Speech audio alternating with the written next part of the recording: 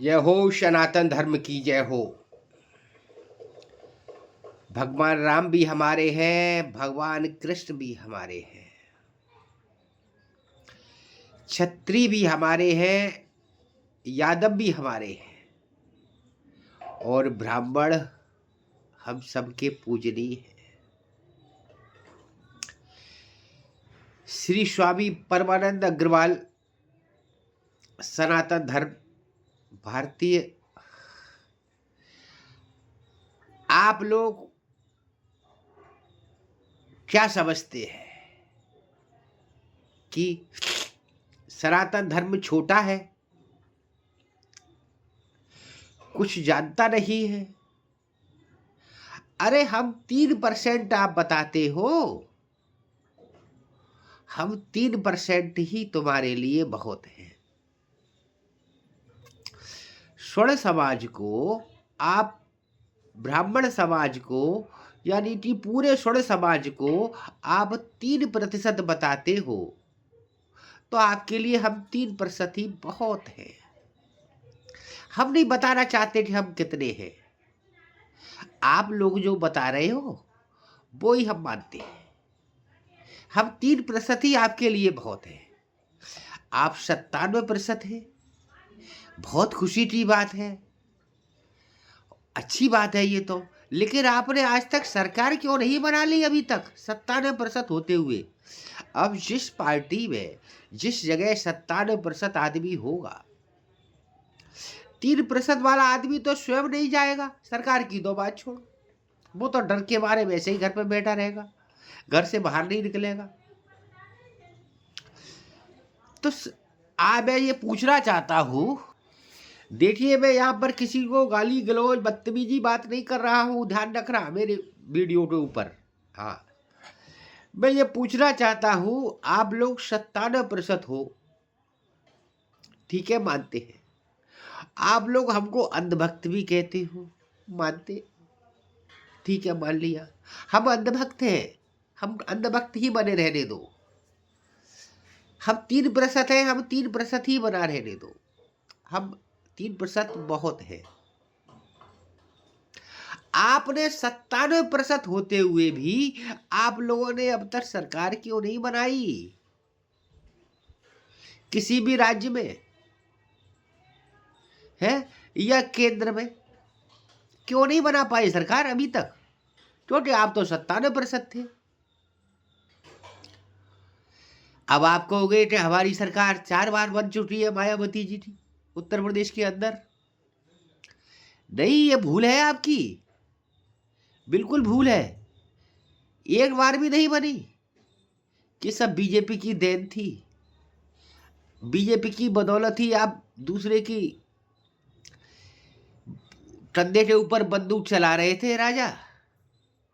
हाँ, बीजेपी ने ही तुम्हारे ऊपर हाथ रखा था, जब यह तुम्हारी सरकार बनी थी।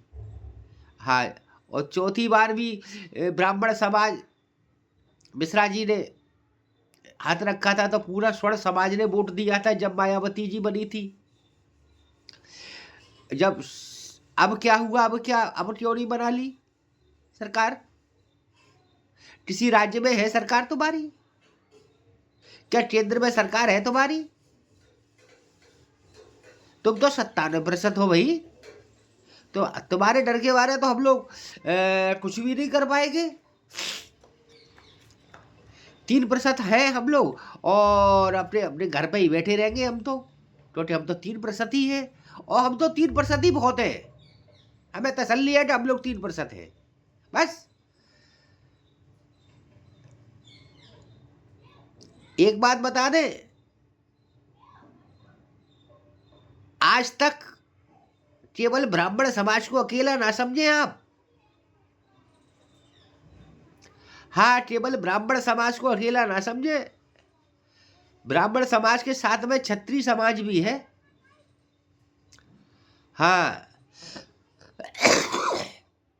क्षत्रिय समाज भी है, और क्षत्रिय समाज के अलावा ये ध्यान रखना वैश्य समाज भी है 15%। हाँ, अरे हम तो 3% ही है बस। क्षत्रिय समाज भी है, वैश्य समाज भी है, जैन समाज भी है, कास्त समाज भी है, समझे। और जो सिख समाज है, पंजाबी समाज, वो भी हमारे साथ ही है, ये ध्यान रखना। और एक बात बता दें, ओबीसी समाज जो है सबसे ज्यादा SC ST में वो ही प्रताड़ित हो रहा है और वो ही फंसा जा रहा है, उनके ऊपर ही मुकदमा लगाए जा रहे हैं, ये भी ध्यान रखना। ST ST के चक्कर में जितना भी तुम लोग उन लोगों को परेशान कर रहे हो, वो सबसे ज्यादा SC ST ये OBC वाले ही परेशान हो रहे हैं। और क्या आप OBC समाज को आप अपनी तरफ समझते हैं? नहीं, ये ध्यान रखना है, OBC समाज आपकी तरफ नहीं है। हाँ, लेकिन अब तो 3% ही बहुत है साहब आपके लिए। आपने जो उत्पाती जो मचाई है, देखिए आपको आज खुलकर हम बता दें, राम न मारे काऊ है, ऐसे सीधे राम न मारे काऊ है, ऐसे सीधे राम, आप ऐसे मर जाओगे कर कर खोटे काम। जिसने भगवान राम का विरोध किया है, जिसने सनातन धर्म का विरोध किया है, वो उसका कुछ बचा नहीं है, ध्यान रखना। रावण का सत्यानाश हो गया था, उसको दीपक जलाने वाला कोई नहीं था। आप उसका प्रत्यक्ष देख लो। और भी लोग हैं मौजूदा स्थिति में जिन्होंने अयोध्या में राम भक्तों पर गोलियां चलवाई। आज क्या है, आज क्या है उनका? तो जिसने जिसने राम का विरोध किया है, सनातन धर्म का विरोध किया है, वो बर्बाद हो गया है, नाश नहीं, उसका सत्यानाश हुआ है, ध्यान रखना। जो लोग तुम जिस हवा में घूम रहे हो ना, जिस हवा में घूम रहे हो, वो सही हवा नहीं है। सनातन धर्म का विरोध करना बिल्कुल छोड़ दो। हम आपको गाली नहीं देते, आपके बुद्ध भगवान को गाली नहीं देते, हम आप लोगों से ये नहीं कहते कि आप हमारे मंदिरों में जाओ, आप हमारे भगवानों को पूजो, हम नहीं कहते आपसे। लेकिन हम ये नहीं चाहते कि हमारे भगवानों को आप गाली दो, हमारे भगवानों से आप उल्टी सीधी कहो, हमारे भगवानों को आप फाड़ो। अरे आप नहीं मानते उनको, मत मानिए। आपसे कहता कौन है कि आप मानिए? आपसे कौन कहता है कि आप मंदिर जाइए? कभी मत जाइए। क्या आपके मंदिर जाने से हमारे मंदिर चल रहे हैं?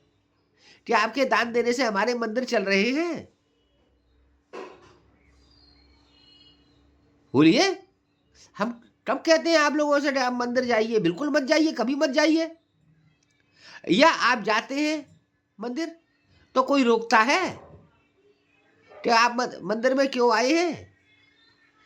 आप लोग मंदिर जाते हैं तो क्या कोई रोकता है? बताइए, नहीं रोकता है। जब कुछ गांवों की बात अलग है, कुछ गांवों का माहौल है, ऐसा है, वहाँ की बात अलग है। शहर में कहीं पर भी किसी भी जगह नहीं रोकता है, कहीं पर भी कोई नहीं रोकता है। आप सब जगह जाते हैं, सब लोग जाते हैं मंदिर, कोई रोकता है? राम मंदिर में जाते हैं, कितनी भीड़ हो रही है, कोई जात पूछता है? कोई आधार कार्ड चेक करता है कि अब तलाशी ली जाती है सबकी? वो तो अब सबकी ली जाएगी है। कोई पूछता है तू कौन सी जाति का है? तो फिर ये क्यों कहते हो तुम लोग कि हमें मंदिरों में नहीं घुसने देते? बात का बवंडर बना रहे हो, हैं? बात को बढ़ावा दे रहे हो, ना होते हुए भी उसको बढ़ावा दे रहे हो बात को, है? ये बात अच्छी बातें नहीं है, ये बात है सुधार लो अपने आगे के लिए। जिसने भगवान राम का विरोध किया है उसका नाश नहीं, सत्यानाश हुआ है। वो तो असली रावण था, हाँ, जो बहुत ज्ञानी था, उसके बराबर तो कोई नहीं है। हाँ, उनके बराबर तो कोई नहीं है, ये ध्यान रखना। जी, आप लोग गलत कर रहे हैं, जो आप कर रहे हैं वो अच्छा नहीं कर रहे हैं। जो आपने 25 दिसंबर को जो किया है जगह जगह मोहल्ले मोहल्लों में और सब जगह, अरे हम तुम्हारे भगवानों को नहीं गाली गलौज देते, नहीं कुछ करते, तो आप हमारे भगवानों को क्यों कोस रहे हैं, क्यों सनातन धर्म को गाली दे रहे हैं, क्यों मनुस्मृति को जला रहे हैं आप लोग? अरे आपको नहीं पूजने हैं तो मत पूजिए। कौन कहता है आप हमारे भगवानों को पूजें? आप हमारे मंदिरों में जाएं, मत जाइए बिल्कुल। कौन कहता है आपसे? लेकिन गाली मत दीजिए। हाँ, किसी को परेशान मत करिए, किसी से बदतमीजी मत बोलिए। आपने सोशल मीडिया को भर के रखा है? सोशल मीडिया को भर के रखा है, उल्टी सीधी बातें करते हो कि ब्राह्मणों के जीजा हैं अम्बेडकर। तुम्हें नहीं मालूम है कौन जीजा है और कौन साला है? हैं? कौन जीजा है और कौन साला है? अरे पहले जान तो पढ़ लो, कौन जीजा है और कौन साला है। ब्राह्मणों के जीजा हैं अम्बेडकर जी। अम्बेडकर की 4 बहनें थी, एक क्षत्रिय को ब्याही थी, 3 ब्राह्मणों को ब्याही थी। अब कौन जीजा हुआ और कौन साला हुआ? पहले पढ़ लिया करो, उसके बाद बोला करो। हम ये बातें अच्छी नहीं लगती हैं। आप किसी के धर्म को गाली दे रहे हैं और कोई चुपचाप बैठा रहे, इन बातों से कोई मतलब नहीं निकलेगा। आप अपना काम करिए, हमें को अपना काम करने दीजिए। और अगर संविधान के ऊपर और उसको बहस करनी है और कौन था तो वो अनिल मिश्रा जी कह रहे हैं, उनकी बातों को मानो और बैठकर बहस करो कि कौन संविधान निर्माता थे और कौन क्या थे। उनकी बात मानो और फालतू सोशल मीडिया पर गंदी गाली देने से और बदतमीजी करने से कोई फायदा नहीं है। हम 1-2 बातें कहें, आप 4 बातें कहो, आप 4 बातें कहें, हम लोग 8 बातें कहें, ये बात गलत सही नहीं है। बैठ करके बात करिए। आपके होशियार जो समझदार वकील है सबसे बेस्ट, उनको बैठा रही है सब जो है, और उनको और हम लोगों के जो है वो बैठा लेंगे, बैठ करके बात करिए। कौन संविधान निर्माता थे कौन नहीं है, फालतू ये इधर उधर कराना, गाली देना, इधर के उनको गाली दे रहे हैं, अम्बेडकर जी को गाली मिल रही है और फिर उनको गाली दे रहे हैं, फिर उनको गाली मिल रही है, ये क्या मतलब है? इसका नुकसान हो रहा है। और प्रशासन तो तमाशा देख रहा है बस।